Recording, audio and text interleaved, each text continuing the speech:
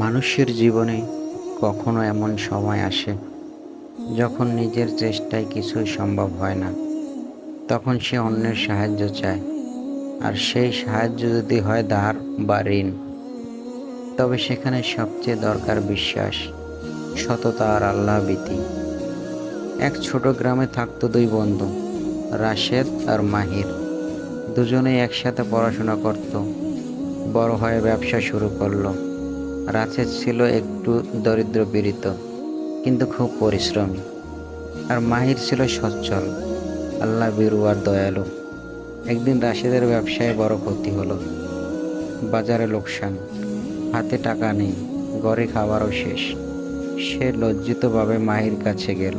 রাশেদ বলল, ভাই, আল্লাহর দোহাই, আমাকে কিছু টাকা ধার দাও, আমি চেষ্টা করব ফেরত দিতে। মাহির হেসে বলল, ভাই, তুমি বলছো তো আমার জন্য এটাই যথেষ্ট। আল্লাহর নামে প্রতিশ্রুতি দাও, সময় মতো পরিশোধ করবে। রাশেদ চোখে পানি নিয়ে বলল, আল্লাহ সাক্ষী, আমি ফেরত দেব ইনশাআল্লাহ। মায়ের কিছু না বলে হাসিমুখে টাকা দিল। সময়ের সাথে রাশেদের অবস্থা কিছুটা ভালো হলো, কিন্তু হঠাৎ একদিন খবর এলো মাহির ব্যবসার কাজে বিদেশ যাচ্ছে। রাশেদ তাড়াতাড়ি টাকা ফেরত দিতে চাইল, কিন্তু মাহির বলল, না ভাই, আমি এখন যাচ্ছি দূর দেশে। যদি কখনো তোমার পক্ষে ফেরত দেওয়া সম্ভব না হয়, আল্লাহর কাছে প্রার্থনা করো তিনি যেন আমাকে এর বদলে ভালো কিছু দেন। এই কথা শুনে রাশেদ অবাক হলো। এ কেমন মানুষ, যার হৃদয়ে শুধু আল্লাহর ভয় আর ভালোবাসা। বছর খানিক পরে রাশেদ আবার সচ্ছল হলো। সে মনে করল, আজ আমার সেই ঋণ পরিশোধের সময়। কিন্তু মাহিরের কোনো খবর নেই। চিঠি পাঠালো, বার্তা পাঠালো, কোনো উত্তর নেই। তখন সে আল্লাহর পথে দাঁড়িয়ে বলল, হে আল্লাহ, আমি আমার ভাই মাহিরের কাছে ঋণী।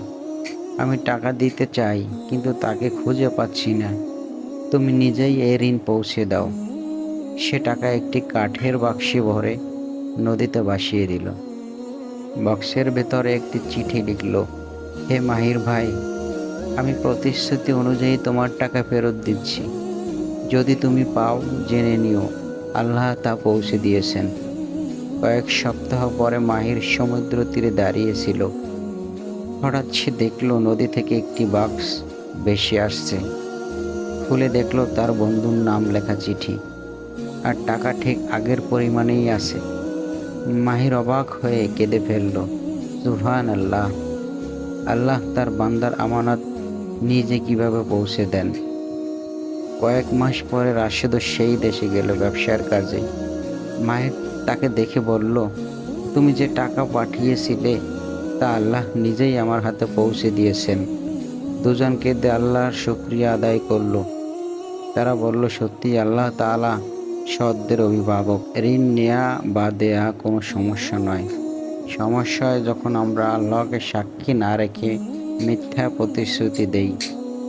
একজন মুসলমানের উচিত প্রতিটি লেনদেনে সত্যবাদী থাকা, সময় মতো পরিশোধ করা, আর সব কাজে আল্লাহকে ভয় রাখা। আল্লাহ তাআলা কুরআনে বলেন, হে মুমিনগণ, যখন তোমরা পরস্পরের মধ্যে ঋণ নাও, তা লিখে রাখো। বন্ধুত্ব, সততা আর আল্লাহ ভীতি, এই তিনটি জিনিস থাকলে পৃথিবীর সব লেনদেনই থাকবে বরকতময়। যে আমানত রাখে, আল্লাহ তার রিজিক বাড়িয়ে দেন।